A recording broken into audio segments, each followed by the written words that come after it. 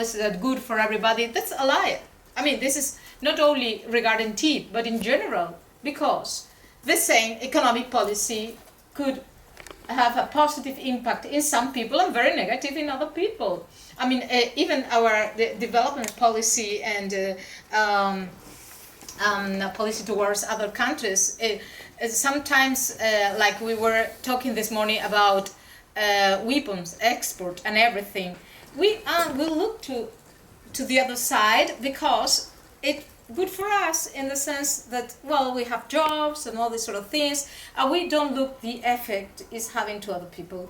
Okay, so it's a lie to say this is a win-win, because the effects are very different depending on where those people are located.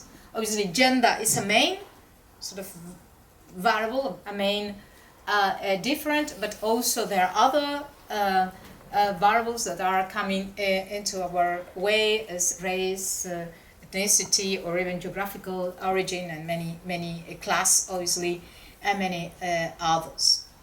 However, despite each sort of crisis situation is different, and this is something already I mentioned to you, but in the last, or developed in the last time I was here, I'm going to mention very quickly. It's always good to look to the past. And from previous crises, we have, because we have a laboratory of previous crises, because especially from the 1970s, we have had more than 100 financial crises or financial shocks in the world, when the international economic order changed from a Bretton Woods system towards a more liberalized system. We have had more than 100 economic crises, and the problem is that they don't hit the same territory or the same time, and not with the same intensity. But never mind, if we look to all of them together and look to the gender effect, we found three stylized facts, which is the intensification of women's work, both paid and unpaid. Not only paid, but also unpaid. Faster male employment recovery, that I don't have Swedish data in my mind, but in other European countries I have now the data in my mind is already happening. Male employment is recovering, and female employment is recovering sort of in a very few.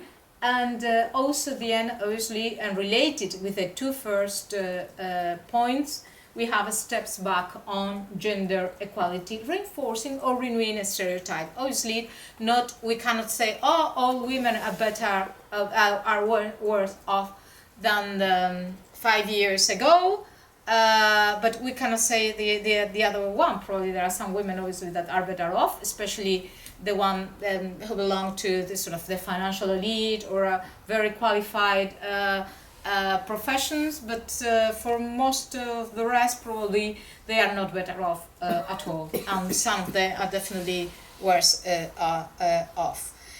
And this is, sorry, I was doing the other one, not this one. This is especially true in crises treated with deflationary policies, because these austerity policies that have been implemented in the European Union, as I said, in more depth on the European periphery, well, especially Greece has been the main laboratory for them, are not new.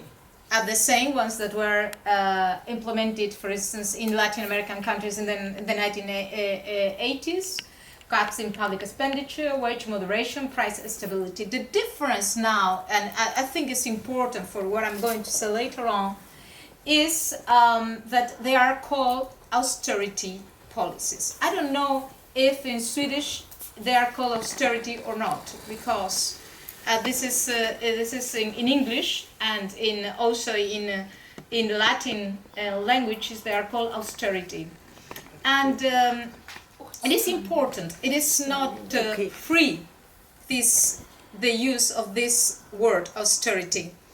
I'm going to explain myself. The word has a performative power. And austerity is something everybody understands. Of course, we have to be austere with public expenditure. That's good. So everybody understands.